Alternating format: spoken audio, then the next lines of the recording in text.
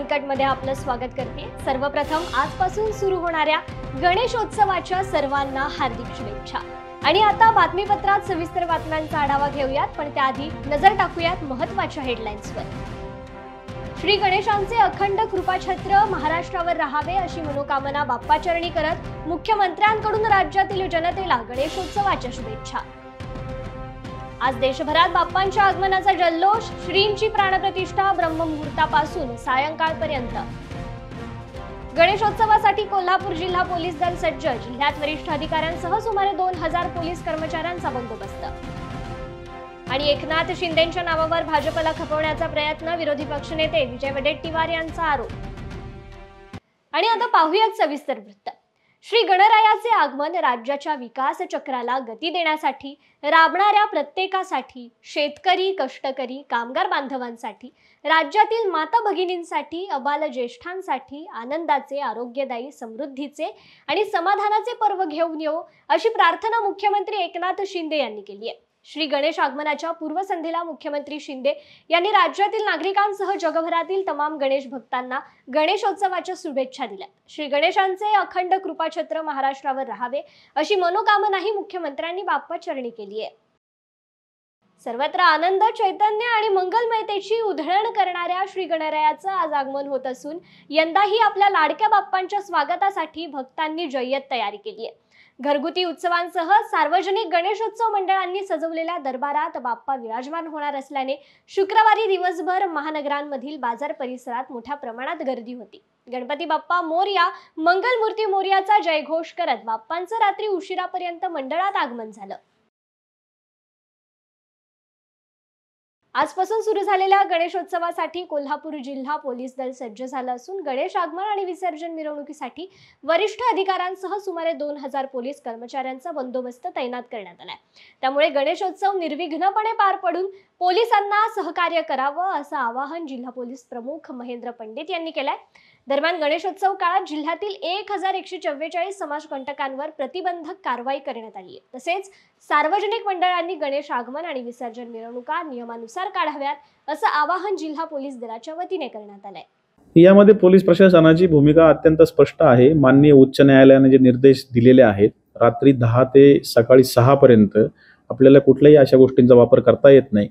परंतु जी सूट माननीय उच्च न्यायालयाच्या निर्देशाप्रमाणे जिल्हाधिकारी यांनी दिलेली आहे, त्यामध्ये 5 दिवस गणेशोत्सवाचे रात्री 12 वाजेपर्यंत म्हणजे 2 तास अतिरिक्त वेळ हा या गणेश मंडळांना मिळेल। तर रात्री 12 नंतर ज्या दिवशी सूट असेल त्यानंतर कुठली परवानगी देण्याचा अधिकार पोलीस दलास नाही। जे मान्य उच्च न्यायालयाचे निर्देश आहेत त्याचे तंतोतंत पालन पोलीस दल करेल। महाड तालुक्यातील वीर रेल्वे स्थानकाच्या नूतनीकरणाचा भव्य लोकार्पण सोहळा मोठ्या दिमाखात पार पडला। बांधकाम मंत्री रवींद्र चव्हाण, पालकमंत्री उदय सामंत यांच्या हस्ते या रेल्वे स्थानकाचं लोकार्पण करण्यात आलं।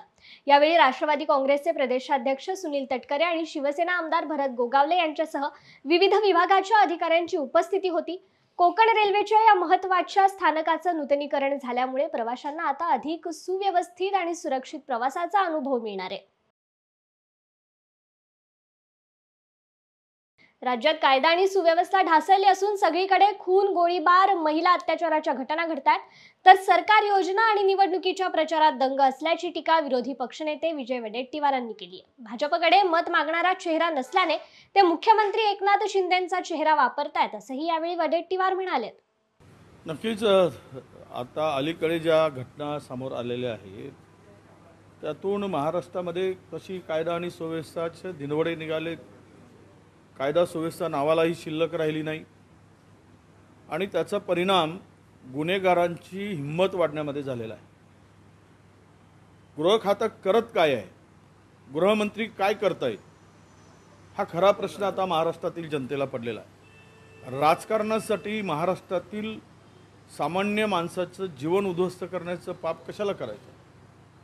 तुम्ही राजकारण करा, पण जी खुर्ची तुम्हाला मिळाली, ज्या सत्ता तुम्हाला मिळाली त्यामधून जनतेचं संरक्षण करणं ही प्राथमिकता आहे। परंतु हे कुठेही दिसत नाही दुर्दैवानं, आणि म्हणूनच बदलापूरमध्ये झालेली घटना त्याचं एक प्रतीक आहे। फार खुलेआम गेल्या अशा घटनांमध्ये, गोळीबारामध्ये, चाकूनं भोसकण्यामध्ये, खून करण्यामध्ये, गाडी चालवून मारण्यामध्ये आता या 6 महिन्यामध्ये 242 घटना झाल्या। 242 घटना काय दर्शवतात? महाराष्ट्रात काही शिल्लक राहिलं आहे का? 6 महिन्यामध्ये जर 242 लोकांना जीव गमवावा लागत असेल तर या सरकार बरखास्तच केलं पाहिजे. मनोज जरांगे यांना स्वतःबद्दल गैरसमज असून त्यांच्यामध्ये खरंच हिंमत असेल तर त्यांनी पक्ष स्थापन करून निवडणूक लढवून दाखवावी असं आवाहन भाजप आमदार परिणय फुके यांनी केलंय. यांचे आमदार आमच्या विरोधात बोलायला लागले तर यांनी किती विरोध केला आणि जर देवेंद्र फडणवीस यांनी मराठ्यात फूट पाडण्याचा प्रयत्न केला तर आम्ही 113 आमदार यांचे पाडण्याचे प्रयत्न. बघा असं आहे, मनोज जरांगेला इतकं स्वतःबद्दल जर गैरसमज आहे तर त्यांनी 113 जागेवर किंवा 288 जागेवर त्यांनी आपल्या स्वतःची पक्ष स्थापना करून त्यांनी निवडणूक लढून दाखवावे आणि त्यांच्या खरंच हिंमत असणार तर त्यांनी ताकदीने कोणासोबत न जाता आपल्या स्वतःच्या भरोश्यावर निवडणूक लढून दाखवावी. वेळ झाली बातमीपत्रात छोट्याशा विश्रांतीची. कुठेही जाऊ नका, पाहत रहा न्यूज अनकट. ऐतिहासिक वारसा लाभलेला मराठ मुलूक महाराष्ट्र. या महाराष्ट्राला विविध रंगी छटा आहेत. साहित्य, कला, पर्यटन, नृत्य, भाषा, संत परंपरा अशा विविधतेने तो नटलेला आहे. हीच गौरवशाली विविधता जपत सुवरंग मराठी केवळ महाराष्ट्राच्या सांस्कृतिक संहितेपुरते मर्यादित न राहता समकालीन नवकल्पनांवर आधारित कार्यक्रमांद्वारे मराठी मनोरंजन विश्वात स्वतःची एक अनोखी जागा निर्माण करत आहेत. मराठी मनोरंजन क्षेत्रातील उत्तम दिग्दर्शक, लेखक आणि निर्मात्यांच्या प्रतिभेचा पुरेपूर वापर करून मनोरंजनाचा आगळा वेगळा रंग उधळण्यास आम्ही सज्ज आहोत.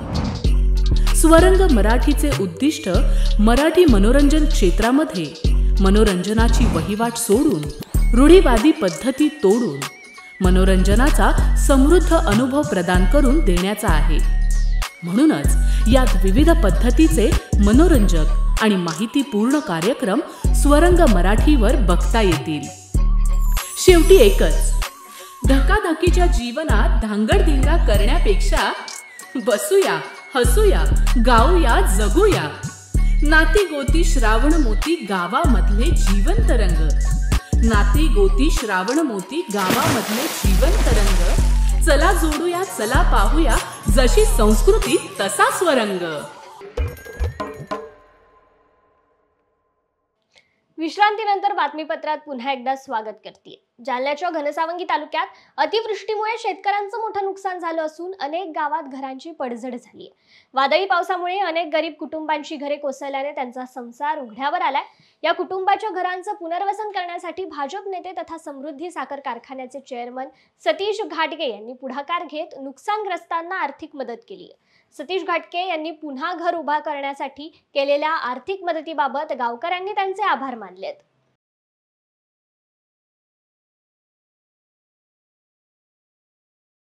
अकोला ते यवतमाळ मार्गाला जोडणाऱ्या बडनेरा येथील रेल्वे उड्डाणपुलावर भली मोठी भेग पडल्याने पुलाचा भाग कोसळण्याची धोकादायक स्थिती निर्माण झाली आहे.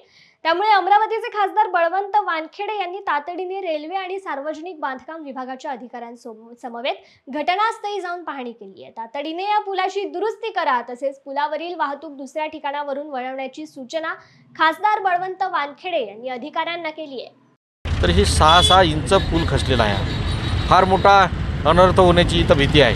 म्हणून त्यांना जी वाहतूक आहे ती वाहतूक दुसरीकडून वळवण्याचे आणि हा पूल आणि बाजूचा पूल लगेच त्याचं काम करण्याचे निर्देश दिलेले आहेत.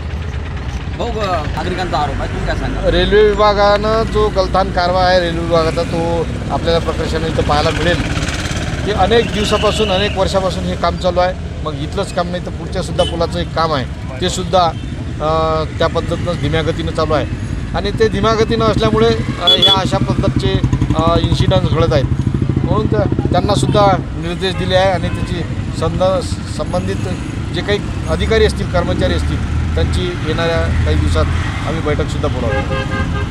यवतमाळच्या महागाव तालुक्यातील वागद इजारा इथे अतिवृष्टीमुळे झालेल्या नुकसानीची पाहणी खासदार संजय देशमुख आणि शेतकरी नेते मनीष जाधव यांनी केली आहे. त्यांनी दौलत खान सर्कल मधल्या काही गावांना भेटी देऊन शेतकऱ्यांशी संवाद साधलाय. दरम्यान शेतकऱ्यांनी समस्येचा पाढा वाचत 100% पीक विमा मिळाला पाहिजे अशी मागणी केली आहे. त्यांना खासदार देशमुख यांनी शासन स्तरावरून मदत मिळवून देण्याबद्दल आश्वासन दिलं. या दौऱ्यादरम्यान कृषी आणि महसूल विभागाचे अधिकारी देखील उपस्थित होते. खरीप हंगाम 2023-24 मध्ये नैसर्गिक आपत्तीमध्ये नुकसानग्रस्त शेतकऱ्यांना रिलायन्स पीक विमा कंपनीच्या माध्यमातून कोणाला 1 रुपया तर कोणाला 2 रुपया टाकून या नुकसानग्रस्त शेतकऱ्यांच्या जखमेवर मीठ चोळण्याचं काम या रिलायन्स पीक विमा कंपनीच्या माध्यमातून झालेलं आहे. अद्यापपर्यंत यवतमाळ जिल्ह्यामध्ये अनेक शेतकरी पीक विमा योजनेपासून वंचित आहे, त्याच्या परताव्यापासून वंचित आहे. मागे 1,98,000 शेतकऱ्यांना 48 कोटी रुपयाचा पीक विमा परतावा या कंपनीकडनं देण्यात आला, पण दुर्दैवाने यामध्ये कोणाला 2,000, कोणाला 1,000, कोणाला 3,000 अशा स्वरूपाचा हे आर्थिक जोखीम परतावा शेतकऱ्यांच्या पदरात पडलेला आहे. आता चालू खरीप हंगामामध्ये काल झालेल्या या अतिमुसळधार पावसामध्ये ज्या शेतकऱ्यांनी क्लेम केलेले असतील त्याला सरसकट पूर्ण पीक विमा या कंपनीने अदा करावा अशी मागणी मी स्वाभिमानी शेतकरी संघटनेच्या माध्यमातून राज्य शासनाकडे व कृषी मंत्र्याकडे करतो. नंदुरबारच्या उपनगर पोलीस ठाण्याचे निरीक्षक श्याम निकम यांच्याबाबत गैरकृत्यात सहभाग असल्याची तक्रार वरिष्ठांकडे गेल्या होत्या. याबाबत वरिष्ठांनी संपूर्ण चौकशी करत निकम यांच्यासह कर्मचारी गणेश भामरे यांच्यावर निलंबनाची कारवाई केली. यामुळे पोलीस प्रशासनात खळबळ उडाली असून पोलीस दलात राहून गैरकृत्यात सहभागी असणाऱ्यांचे धाबे मात्र दणाणलेत. वेळ झाली बातमीपत्रात छोट्याशा विश्रांतीची. कुठेही जाऊ नका, पाहत रहा न्यूज अनकट.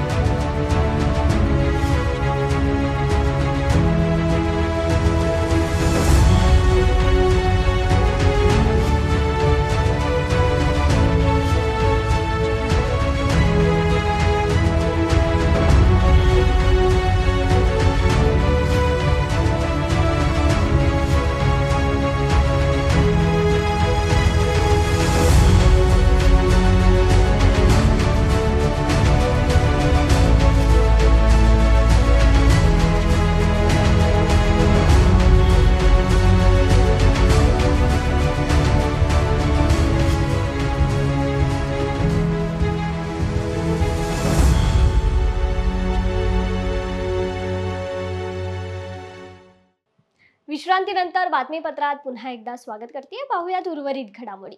काम का करत नाही असं विचारल्याचा राग आल्याने मुलानेच आपल्या वडिलांची निर्घृण हत्या केल्याचा संतापजनक प्रकार धुळे जिल्ह्यातील साक्री तालुक्यात असलेल्या खरगाव मधून समोर आलाय. खरगाव या ठिकाणी राहणारे बापू कुवर हे नेहमी आपल्या मुलगा विजय कुवर याला काम करण्यासंदर्भात बोलत असल्याने रागाच्या भरात वडिलांची हत्या करण्यात आल्याची माहिती मिळते. हत्येनंतर मुलगा फरार झाला असून पिंपळनेर पोलीस त्याच्या मागावर आहेत. पिंपळनेर पोलीस ठाण्यात येऊन कळवले की दिनांक 5/9/24 रोजी सकाळी 8 वाजताच्या सुमारास त्यांच्या शेतातील घरी पती बापू कुवर, मुलगा विजय कुवर यांच्यामध्ये मुलगा काही काम करत नसल्याने किरकोळ भांडण सुरू होते. त्या भांडणाला कंटाळून फुलाबाई या शेतातल्या कामासाठी निघून गेल्या. त्या परत सायंकाळी 6 वाजता घरी आल्या. त्यावेळेस मुलगा विजय हातात पिशवी घेऊन घाईघाईत घरातून बाहेर जाताना दिसला. मुलाला त्यांनी आवाज दिला, परंतु तो घाबरलेल्या स्थितीत जोरात वेगात पुढे निघून गेला. फुलाबाई यांनी घरात जाऊन पाहिले असता घरामध्ये त्यांचे पती हे रक्ताच्या थारोळ्यात पडलेले होते. बाजूला एक मोठा दगड होता. 1 वर्षाच्या चिमुरड्याने विक्स डबी गिळल्याची दुर्दैवी घटना नाशिकच्या मनमाड जवळील पानेवाडी इथे घडली. काकड कुटुंब रात्री घरात जेवण करत असताना त्यांचा 1 वर्षाचा मुलगा मल्हार याने विक्सची डबी गिळल्याचं त्यांच्या लक्षात आलं. त्यांनी ती तातडीने काढण्याचा प्रयत्न केला, मात्र ती आणखी आत घुसल्याने काकड कुटुंबाने मनमाडच्या देवकी चाइल्ड हॉस्पिटलमध्ये दाखल केलं. काही वेळाच्या प्रयत्नांनंतर डॉक्टर राजपूत यांनी शर्थीचे प्रयत्न करून अडकलेली डबी बाहेर काढली आणि या चिमुरड्याला जीवदान दिलंय. वेळ झाल्या बातमीसह बातमीपत्रात इथेच थांबायची. तुम्ही पाहत रहा न्यूज अँड कट.